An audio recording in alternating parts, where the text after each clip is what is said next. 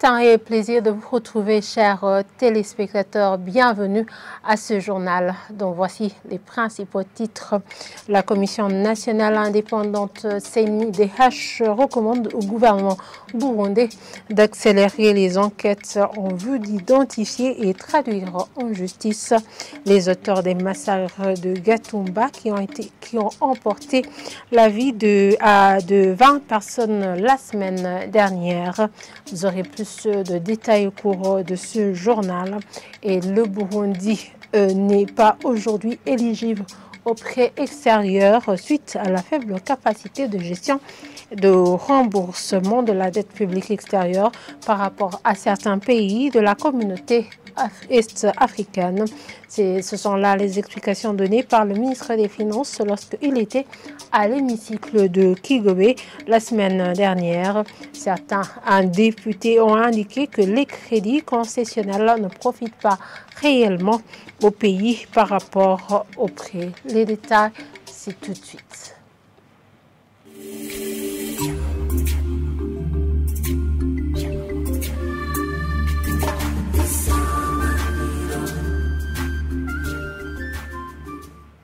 Je vous le disais en titre, le Burundi n'est pas éligible aujourd'hui aux prêts extérieurs suite à la faible capacité de gestion et de remboursement de la dette publique extérieure comparativement à certains pays de la communauté est-africaine. Ce sont là les précisions du ministre des Finances à l'Assemblée nationale lors de l'analyse du projet de loi portant révision de la loi de 2016 portant gestion de la dette publique. Et à ce propos, certains députés ont estimé que les crédits concessionnels n'avancent pas le pays. Le point avec Mireille Kanyange.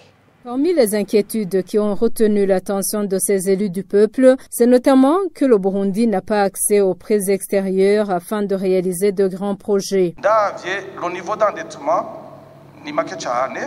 Au regard de l'endettement, ce n'est pas très lourd. C'est 594 millions de dollars. L'on sait que l'on interdit au Burundi de contracter des prêts, surtout la Banque mondiale et la BAD. C'est pourquoi nous recevons des dons. Monsieur le ministre, vu ces taux concessionnels, n'est-ce pas une façon de nous empêcher d'avancer?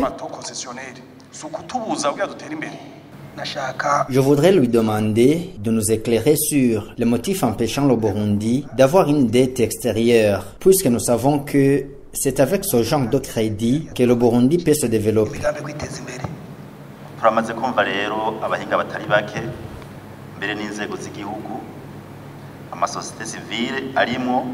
Nous avons déjà entendu des experts, les autorités et la société civile parler de la bonne gestion des finances publiques, la bonne gouvernance, la transparence. On cote les pays sur base de ces critères et l'on détermine les plafonds selon la dette. Ma question est de savoir quelle note peut-on nous attribuer avec la bonne gestion des finances publiques.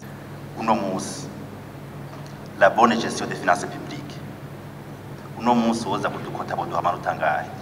En réaction, Audace Niyonzima, ministre des Finances, explique d'abord qu'avec la dette concessionnelle, le Burundi la négocie pour une longue durée avec une période de plus ou moins 5 ans pendant laquelle l'on ne rembourse pas et à un taux d'intérêt de 1 à 2%. Sinon, avec les banques commerciales, ce taux, indique-t-il, est de 7%. Le ministre des Finances, se référant sur le récent financement de la Banque africaine de développement pour la construction du chemin de fer, fait savoir que la Tanzanie, elle, a reçu un prêt au regard de ses finances publiques.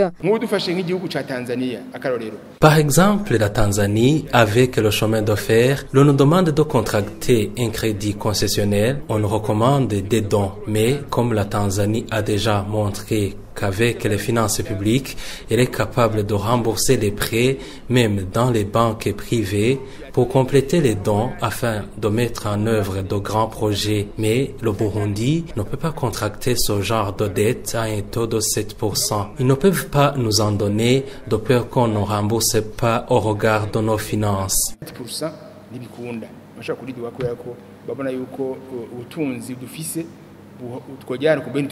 Contracter un crédit suppose que l'on rembourse et ce qui est important, a-t-il précisé, c'est la gestion efficace et efficiente de la dite dette.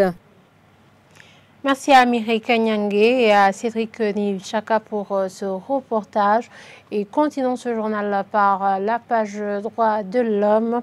La Commission nationale indépendante CNIDH recommande au gouvernement d'accélérer les enquêtes en cours en vue d'identifier et de traduire en justice les auteurs des massacres de Gatumba qui ont emporté la vie de 20 personnes la semaine passée.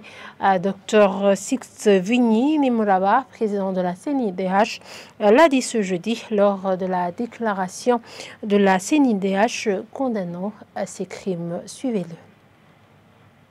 La Commission nationale indépendante des droits de l'homme du Burundi a appris avec consternation l'attaque terroriste perpétrée dans la nuit du 22 décembre 2023 dans la zone Gatumba en commune Mutimbuzi. La CNIDH condamne ce crime odieux qui est une négation de la Déclaration universelle des droits de l'homme qui dispose en son article 3 que tout individu a droit à la vie, à la liberté et à la sûreté de sa personne. Cette barbarie est aussi contraire à la Constitution du Burundi qui prescrit en son article 24 que toute personne humaine a droit à la vie.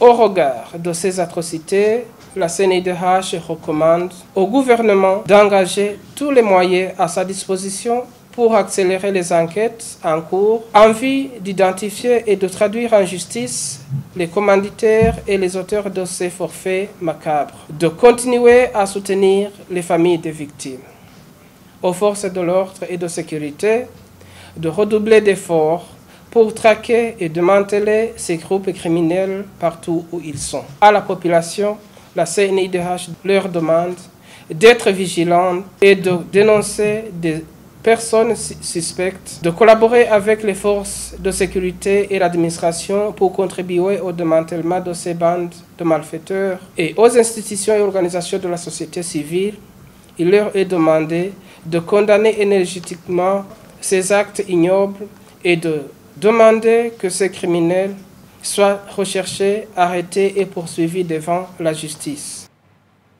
La situation sécuritaire serait plus ou moins bonne en mairie de Bujumbura pendant ces périodes de fête. Cette annonce a été faite par le ministre de l'Intérieur et de la Sécurité publique ce jeudi lors d'une réunion sur l'évaluation de la sécurité avec les autorités administratives à la base ainsi que les agents de sécurité. Le ministre Martin Nitelete a interpellé au cours de cette réunion toutes les autorités administratives à collaborer avec la police. Et continuons ce journal par la page Société. Une partie de l'avenue Nyangoni, une avenue partant du boulevard Mwendiri Sabo vers l'université Lumière de Bujumbura du quartier Gikungu, commune Nahangwa, s'est écroulée. Les habitants de cette localité indiquent qu'ils ont peur de faire un accident à chaque fois qu'ils veulent dépasser cet endroit. Ils demandent aux autorités de réhabiliter cette partie de la route pour qu'ils puissent bien se déplacer.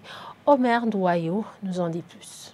La partie la plus menacée de cette avenue se trouve tout près du marché, communément appelé Kukabasazi. Si on y arrive, une crevasse se remarque sur le passage piéton ainsi que beaucoup de fissures. Les habitants de cette localité, qui se sont entretenus avec la radio-télévision Isanganiro, ont indiqué avoir la peur au ventre à chaque fois qu'ils essaient de dépasser cet endroit. Car avant, cette partie de la route était spacieuse. Nous avions un autre passage piéton très large. Nous le dépassions sans être obligés de passer par la route. Mais maintenant, nous sommes obligés de passer à travers la route. Et il arrive qu'une voiture vienne et que nous risquons de faire un accident. La route est très menacée. À chaque fois qu'une voiture veut traverser cette partie, c'est vraiment difficile, surtout pendant la nuit. Il demande au gouvernement de réhabiliter cet endroit pour qu'il puisse bien circuler. Nous demandons à ce que le gouvernement se charge de ce cas. Nous demandons au gouvernement de réhabiliter cette partie de la route pour qu'elle redevienne comme avant. Cette partie de la route s'est écroulée après que les habitations se trouvant à cet endroit ont été emportées l'année dernière. Et voilà, c'est ici que nous clôturons ce journal. Merci de nous avoir suivis et très bonne suite de programme sur la télévision Isanganiro.